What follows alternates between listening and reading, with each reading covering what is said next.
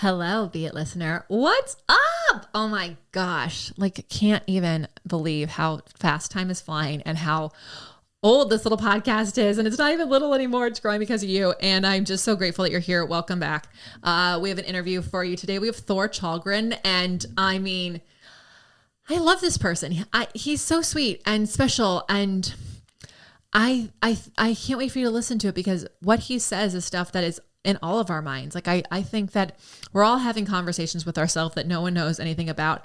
And his way of looking at it, I know is going to shift your perspective and shift the conversation you have. And it's really special. He is definitely the embodiment of being it till you see it. And also, I can't wait for you to hear a lot of his talk about permission. And I say that because I think a lot of you believe that everyone can be it till they see it. And I think you do about you, and then you go to do it, and then you don't give yourself that permission. And so anyways, there's a special thing at the end for you to learn more about permission and have some extra slips of that for yourself. But take some notes. This is a fun conversation. And for my parents out there, I really think you're going to love this person so much, and what he's working on for empty nesters and everyone is really fun. So please make sure you follow him on Instagram at Thor Challgren and check out his link that he's so kindly giving to everyone. It's at the end, so you'll have to get all the way there. But it's going to go by. You're going to love it. I think you're going to be like high-fiving yourself along the way and going, yes, I feel that same way too. And if that's how you are with these podcasts, if you feel like you're having a conversation with the guest or myself, you can let us know because it's so fun for people like Thor and myself. He also has a podcast to hear what comes up for you and how you use these tips, use the talk, even if it just makes you go, oh yeah, that's me, and helps you not feel like because you're not alone, right? We're all feeling the same way. So we love it because it really does let us know like how what we're doing is helping you. And that's why we do this. We trust me, I don't like the sound of my voice. So I definitely do this for you. Okay. So I'm going to stop yammering on because I want you to hear Thor's amazingness after this brief message. Welcome to the Be It Till You See It podcast, where we talk about taking messy action, knowing that perfect is boring. I'm Leslie Logan, Pilates instructor and fitness business coach. I've trained thousands of people around the world, and the number one thing I see stopping people from achieving anything is self-doubt. My friends, action brings clarity, and it's the antidote to fear. Each week, my guests will bring bold, executable, intrinsic, and targeted steps that you can use to put yourself first and be it till you see it. It's a practice, not a perfect. Let's get started.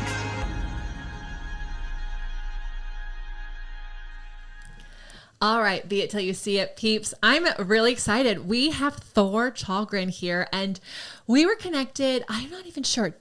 We'll find out in a second. I don't know if he reached out to me or if somebody connected us, but we're in a mastermind group together, and we got on a call, and there's so much alignment. He doesn't believe in perfection. He totally believes in permission. And he also likes to write with a pen, which I want to do. I want to be someone who can write with a pen. I am left-handed and I can't read my own handwriting. So but I am really excited because you guys are going to listen. You're going to hear so many amazing tips and steps. And also for my parents in the listener room, I want you to totally hear his story because I think he kind of stepped into what he's doing now because of taking a kid off to college. So I'm not gonna spoiler alert this anymore. I'm gonna let Thor tell it all. Thor, thank you for being here. Can you tell everyone who you are, where you're from, and what you're rocking right now? Hey, yeah, thank you, Leslie. It's great to be with you and your audience today. My name is Thor Challgren. I am in the Southern California area. I've lived here most of my life. Raised my daughter in this area, and now she's often doing amazing stuff in the world. And it was that experience a couple of years ago that led me to sort of move in this direction because I saw what I experienced as a stay-at-home parent, essentially, and I knew what I felt. And I thought, I can't be the only person that has a hard time dealing with this. And so that kind of led me on the path I'm on now. Yeah. So So I want to dive into taking your daughter off to college, but what did, like, so you take her off to college and she's like, bye, I'm out living my best life. And you're like, what do I do now? So what do you do now? Well, it's funny because like the first thing that I had no idea this was going to happen this way, which sounds silly to say it, but we were expecting that we were going to have a whole other day with her. And I remember we were sitting in the student union one afternoon and I had gone off to the bathroom. I come back and she's like, well, I'm going to say goodbye now. And I'm like, wait, what? No, like we're going to go to dinner tonight and we're going to have all this time together. And so it just like the sadness, like almost right away, like that letting go. And so that was kind of my first lesson was when these things happen, you can't expect when they're going to happen. And so you just have to accept that they will and then start to move on. And my moving on process wasn't very elegant at first. Like I was super, like for the next hour, I was like the lowest I've ever been in my life. Like just so much just sadness and I mean, it sounds silly to say it, but feeling of loss, like, cause like that was my identity of being that parent who was like, I was the soccer coach. I started her Girl Scout troop. I was the cheer booster president. So like all the activities and things she did, I was there to support her. So when she went off, I'm like, well, who am I now? Yeah. Like what's your purpose? Like, and without purpose, that's like, yeah. Right. And that's, well, I was to say, like they have discovered, right? Like it's not happiness we're all searching for, it's purpose. And when that loss, that's a big loss. That's like, if anyone's listening, it's like the same, if you don't have kids, cause I mean, I don't, but like, it's like losing your job almost because like that was what gave you clarity around structure around your day. And like, okay, this is a goal I'm working on because of that. Am I right? Am I on the right track? Oh, 100%. Yeah. I mean, it's all that identity too. Like think about like anytime that you've ever had a big change in your life, like maybe you worked in a job and then you get laid off or you change the job. And the next time you meet someone and they go, oh, like, what do you do? Instinctively, you want to say that thing you used to be. And then you catch yourself and you go, oh, wait, I'm not that anymore. And then it starts this loop of like, well, then who am I? Yeah. So I think that idea of identity is so important that like you have to be congruent about who you are before you can go out into the world. And that's why I think like the whole be it before you see it idea is so important because you have to be aware of who am I being?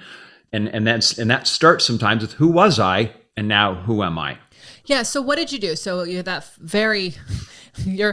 very sad hour and then like the next step. So how did you figure out who you could be until that happened? Because I mean, that's like starting from scratch. And I think a lot of people have like, maybe our listeners are there, but have been there. And it's like, okay, you're going to be there again. Like we're all going to have these shifts and changes and these role changes that are planned or unexpected. And so what did you do next? Well, in a word, celebrate. And I say that because I'm kidding, but in a sense, not. So we're on this bus going back to, this is in Washington, D.C., and my wife can see like I'm so down. And she's like, you know what? Let's go to, there was this bar in DuPont Circle that I'd seen. It was like an Irish pub or something like that. And she said, oh, you were interested in that place. Let's go there, have a drink, and we'll start to change our energy. And so, Lesley, that moment was so key because it was like sitting down, having a drink, not that you have to drink, but right. Changing your state from where you were to where you are now, and then starting to think about what our life could be like and starting that dreaming. And I think that was the key was, I mean, there would be hard days to come, but starting that energy of celebrating. And I think, you said shift.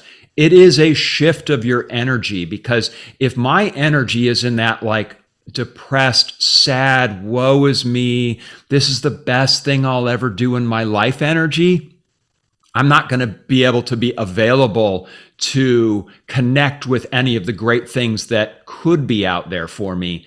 So that first step for us was celebrating. It was going, well, what could we do now? Like, You start to think about all the great things you could have. 100%. And when you said celebrate, y'all, I swear I don't script these things before they happen. It's not even possible. I don't have the time. But I study so much about human behavior and like, how do we create routines and change our mindset? And celebration literally kicks off dopamine. So it changes your state. And so because you don't need the drink, you can actually just dance around. You can actually high five someone. You can actually look at yourself in the mirror and go, I'm freaking awesome. But celebrating shifts that energy and it puts you in a state that could see what was possible because you moved into a happier space. And so, you mentioned earlier, like it wasn't, elegant. And I just don't think it ever is. I don't think anything's elegant. Even those beautiful weddings that people think, oh my God, look how beautiful and elegant it is. There's a lot of hot mess happening in the back you're not seeing. Yeah, it's 100% true. And I think anyone who'd seen me, like even that night, even after we celebrated, and this is the point, I think, like, give yourself grace that it's not going to be perfect. That night, I go back and I'm sitting in the bed in our hotel room and I just start crying and I can't stop. And I'm not a sad person by any means, but I think you give yourself that grace and let the feelings come out, but know that you are starting the process of moving on to that energy of what's next for you. Yeah. So when you got home and you're like, I can't be the only person who's feeling this way, how did you turn that into something that you do with purpose? Like, what did that end up looking like for you? Yeah, I mean, I would say the first step is you have to be okay with, maybe I can do something even better than that. And that is for me, that was a big struggle because most parents, it's drummed into us in society that like, oh, the best thing you'll ever do is be a parent. And maybe that's true, but what does that say if that is true? Like, if you go, I've got 30 years of my life left, and if I truly believe that the best thing I ever did is in the past, what kind of way to live life is that? So for me, I started to think about permission. I had to give myself permission first to do something greater than just be her father. Yeah. So, because I work with mostly I work with women. But there's a whole like, well, this is my everything, and it's like, okay, I don't ever want to take your everything away from you, but having been a kid who left college at 18 and never went back home, can I just suggest that we have another thing that we do? And so, but I love that word permission. And so, how did you come up with that word and for yourself? And like, what has that led you do since you've been giving yourself that? Is it one time and then it's over? Or do you need to give yourself permission more often than that? It's all the time, Lesley. It's all the time. Meaning, we have, you talked about the way the brain works. In our subconscious, we have all sorts of things that are swirling around in there that are reasons why we can or can't do something. And we may not even be aware of them until we consciously choose to explore them. And so for me, it's a constant process of, my routine is many times in the morning, I'll be journaling and I'll explore with certain questions what I think about something. And sometimes it's nothing, I don't get anything, but then there's other times where like an answer will come to me that I'll be like, oh, wow. Like, where did that come from? Like, I might ask a question like, who doesn't think I can do this? And I'll come up with like, well, my wife doesn't, or my late mother wouldn't. And then you explore that and you start to go, oh, like, why is that? And then in that process, you start to uncover those sort of hidden beliefs. And when you bring them out into the open, now you're letting yourself have permission to let them go. And that changes your energy. That is interesting. So do you find when you did that, like, did you find that was a story you were telling yourself that those people didn't think you could, or was it real, or it may just be personal on the person? I think it's a little of both. I would find that, I would look back and say, well, who doesn't think I could do this? And one of the questions I would ask is, if I don't succeed at this, the reason will be, and then fill in the blank. And so I'd ask myself, and you got to be really honest with yourself and go, if I don't succeed at this, what'll be the reason? And I'd go like, all right, well, in the past, I tried these things. Like I had 20 years ago, I had an audio product where I went out and interviewed people and created little cassette tapes. And that was my business. Like I did the whole thing. And this is before, podcasts or the internet or anything. Podcasting before podcasting. I know. And yet it didn't succeed because I was trying to do everything myself. And if I'd given it more time, but that's an example for me of something where I didn't succeed. And so by exploring that and my feelings that I still have about that, I could more easily let go of those so that I'm giving myself permission that, yes, I know that happened in the past.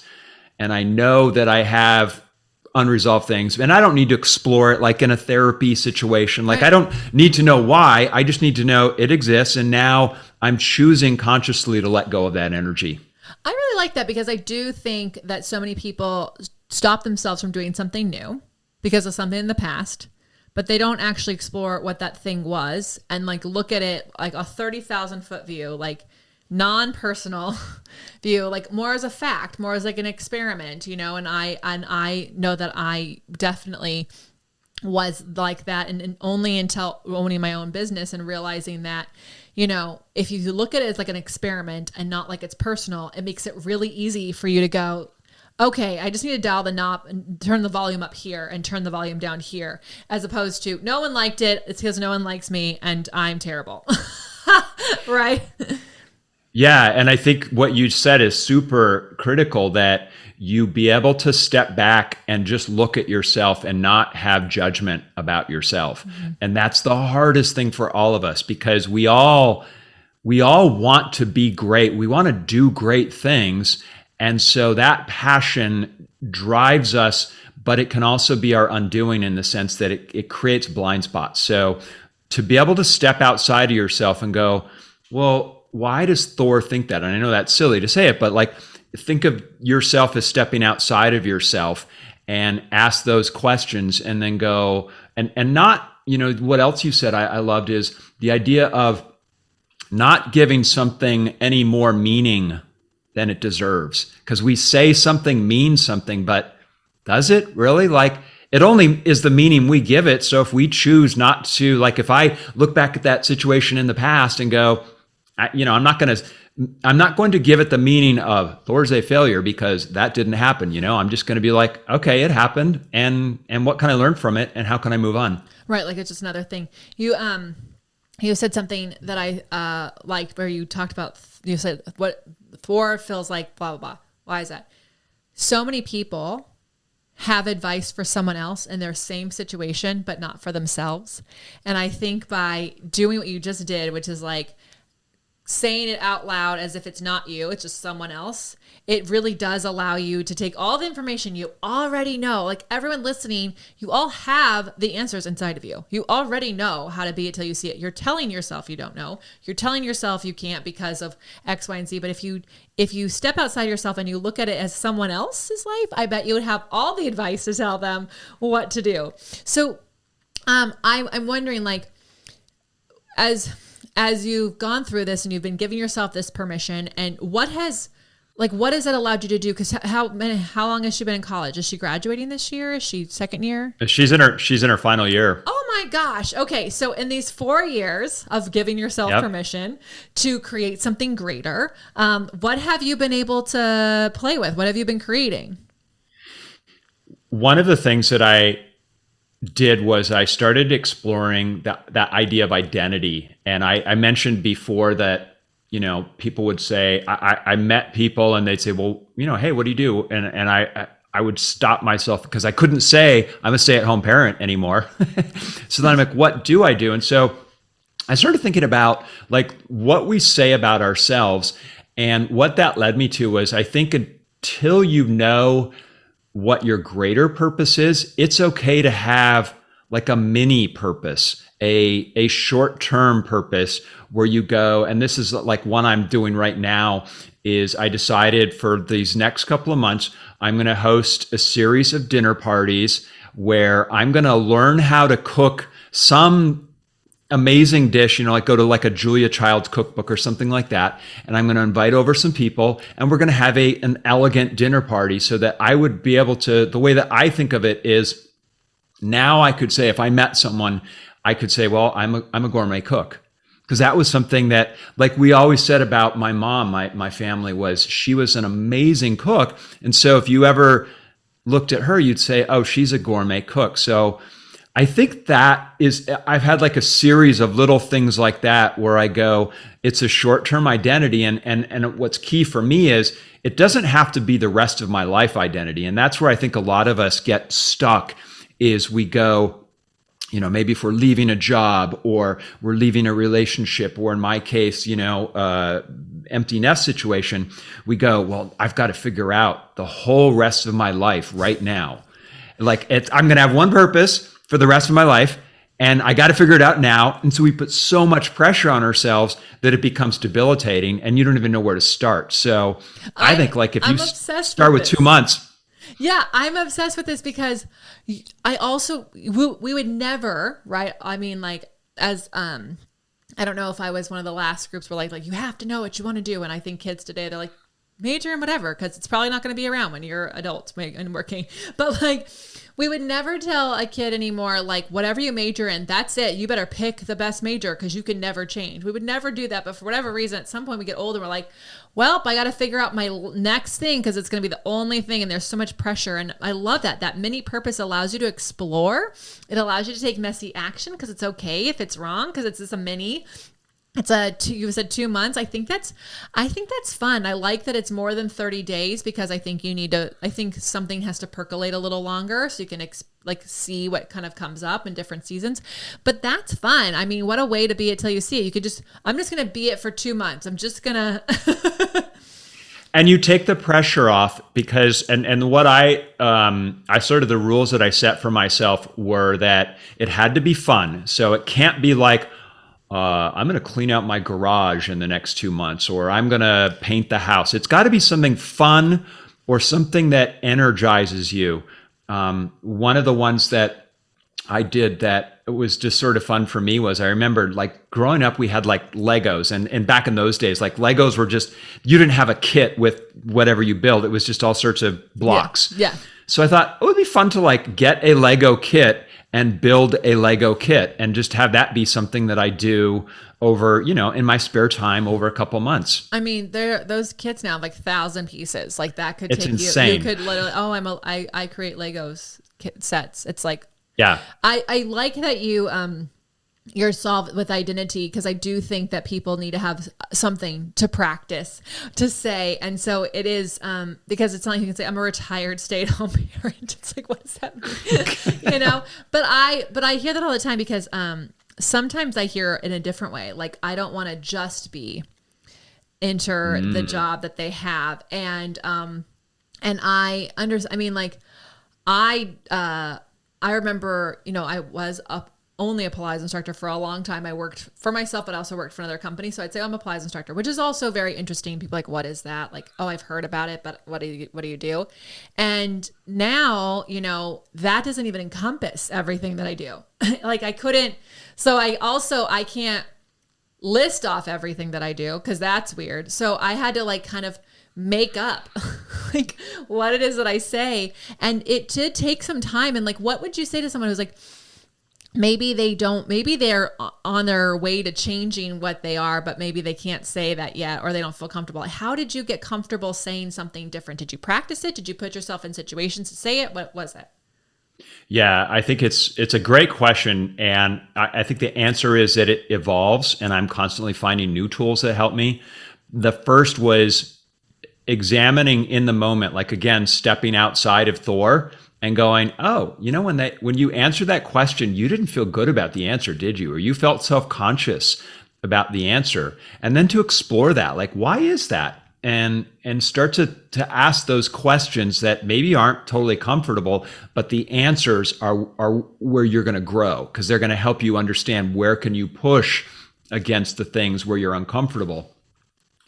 Do you write that down, that conversation, or do you have it in your head? Because I know that there's perfectionists listening here. Recovering perfectionists going to want to know how you do this. Do you write it down, or do you have the conversation with yourself? You know what? I'll attribute this to Julia Cameron, who wrote the morning. Artist Way, morning pages. Artist Way, yeah, your morning pages. That is the best thing. And I'll say the reason why, and this is the part that is super critical, is she'll say, because I remember I struggled with this in the beginning. She'll be like, you have to write 3 pages and they have to be by hand. And I'm like, no, I want to type it. I'm faster. I'll get more out. And so, but that was never as helpful to me. So what I do in the morning pages is I'm sitting there going, all right, I've got to fill up this page. What am I going to say now? I don't know what I'm going to say now. Oh, look, I'm stumbling. I have no idea. And I might do that for like half a page where I'm literally just writing gibberish. And then once I've let go of any resistance, guess what happens?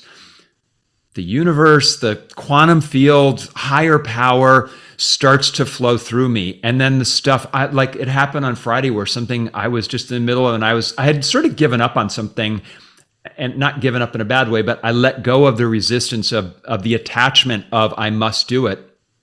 Suddenly, in the very last paragraph of the 3rd page, the answer came to me. And I wasn't even looking for it. It was just like this thought just popped in my head and was there. And then I explored it, and I mean, I was so grateful for it, but I didn't go into it expecting it. I wasn't like, I'm going to, write here for that purpose. So I think that's that idea of just writing and being okay with whatever comes out is so helpful. Yeah, we're big fans of morning pages around here. Love them. And it's so funny. When my therapist was like, we really want you to journal. And I was like, okay, yep. I have a journal. Don't worry. And then a week later, I'm like, so, okay, I actually don't know how you journal. Like, what do you do? I need to know the rules. Like, what am I writing about? Do I answer a question? What am I starting with? And she's like, I think you just need to do morning pages. I'm like, oh, I've heard of the book. She's like, don't even read it. Here's what you're going to do. You're going to write 3 pages on legal paper. You're not going to reread them. That's the rule that I want you to follow. And I was like, okay. So I wrote like, oh, I'm really angry in the morning. I didn't know I was angry in the morning. Well, I'm not, I thought I was a morning person, right? Talking about identity. I'm a morning person. I should be happy in the morning. And it's like, who said you can't just be up in the morning and not be happy? And like, you go through it. But when I did it the first week, the things that came to me around what I was afraid of, around what I was frustrated by, there are things that I couldn't even articulate. And like, as I mentioned in this episode already, but my listeners know I can't read my handwriting. You don't have to. So you could just be in the dark, just like writing. And it's kind of crazy what comes up. So I do love that. I think that's a great idea. I love that's what you do. Okay. What are you, Thor, excited about right now? What are you working on? What are you cooking up? I am super excited, and this isn't even my stuff, but it's made a huge difference to me. Mel Robbins has a new book out now called The High 5 Habit. And I picked it up because I read her book years ago, the 5-second rule. Mm-hmm. This, in the High 5 Habit, one of the things she has you do is in the morning, you go and look at yourself in the mirror and you give yourself in the mirror a high 5. Love it.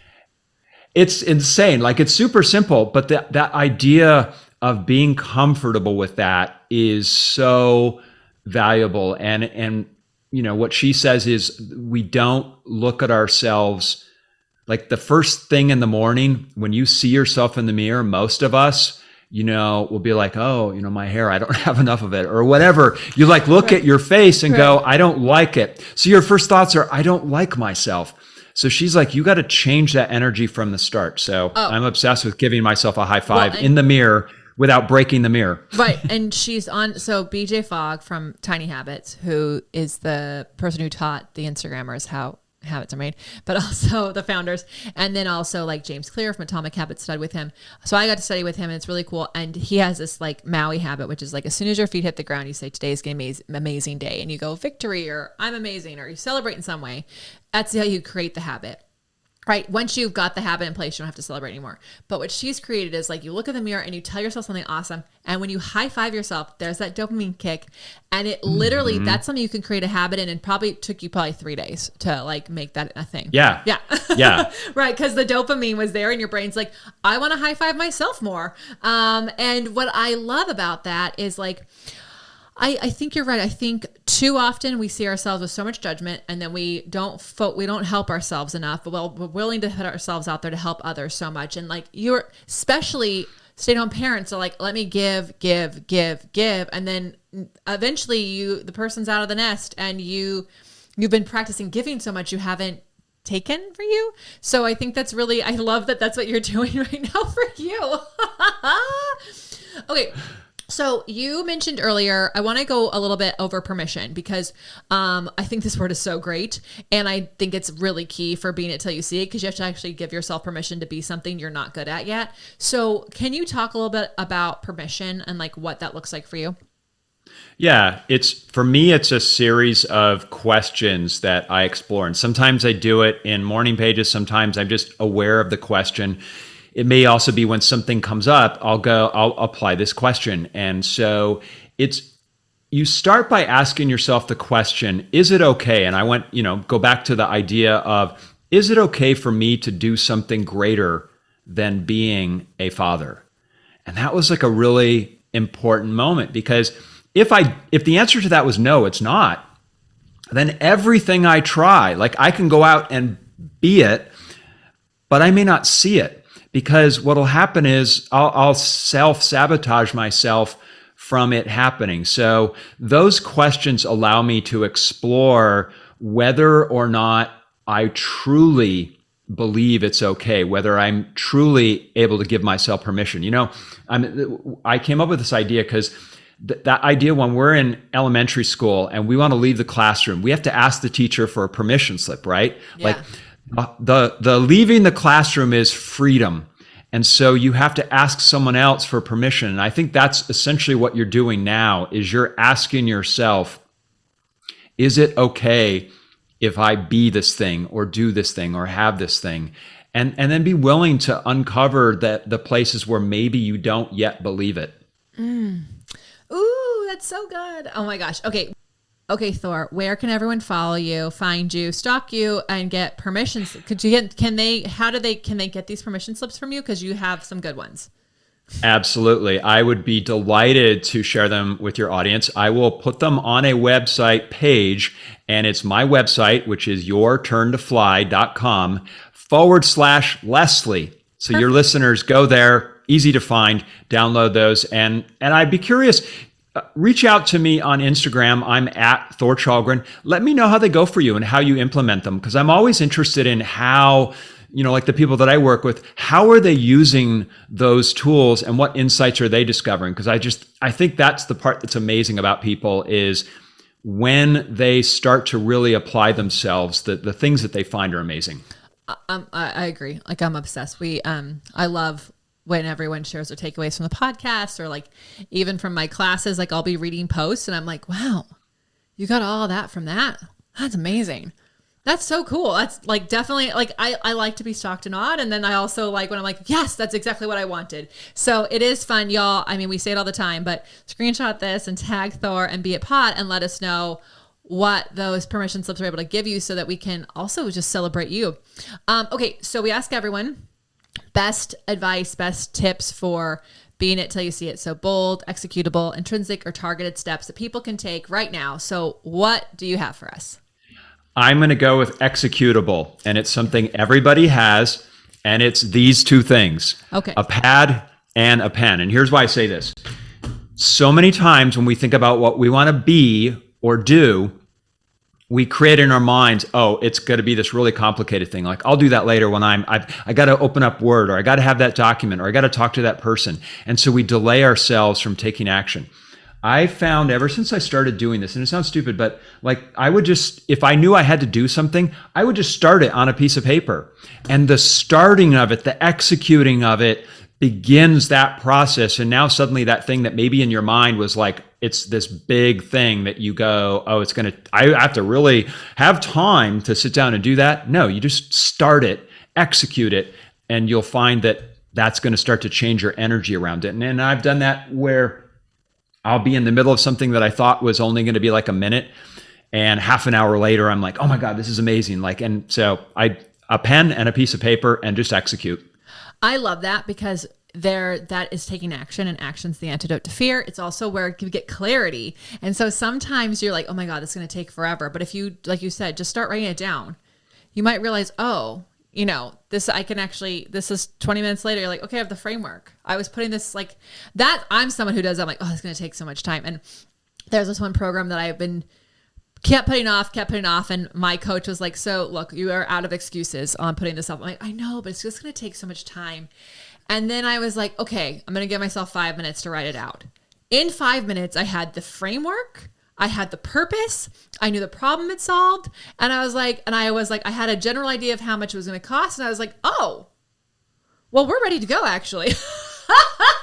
So I love that. I think that's such a great, one of the things I love so much is that I don't think I've ever heard the same be it action item from any of our guests, and I love when they're free. So thank you so much, Thor, for just sharing who you are so vulnerably, and also I think the authenticity around it. I can't imagine there's anyone who's like, no, I don't get that. Like, even if you don't have kids, like, you know what it's like to have an identity shift. You know what it's like to have a loss or to have a sense of purposelessness. And I'm excited for your daughter to graduate. I feel like you're graduating too. And everyone check out Thor Challgren on Instagram. Definitely hit up the permission slip link. We'll put it in the show notes below. And until next time, be it till you see it. That's all I got for this episode of the Be It Till You See It podcast. One thing that would help both myself and future listeners is for you to rate the show and leave a review. And follow or subscribe for free wherever you listen to your podcast. Also, make sure to introduce yourself over at the Be It Pod on Instagram. I would love to know more about you. Share this episode with whoever you think needs to hear it. Help us and others be it till you see it. Have an awesome day. Be It Till You See It is a production of As the Crows Fly Media. It's written, produced, filmed, and recorded by your host, Lesley Logan, and me, Brad Kroll. Our associate producer is Amanda Fraterelli. Kevin Perez at Disenyo handles all of our audio editing. Our theme music is by Ali at Apex Production Music, and our branding by designer and artist Gianfranco Cioffi. Special thanks to our designer, Jairo Mandal, for creating all of our visuals, which you can't see because this is a podcast, and our digital producer, Jay Perdoso, for editing all the video each week so you can. And to Angelina Herrico for transcribing each of our episodes so you can find them on our website. And finally, to Meredith Crowell for keeping us all on point and on time.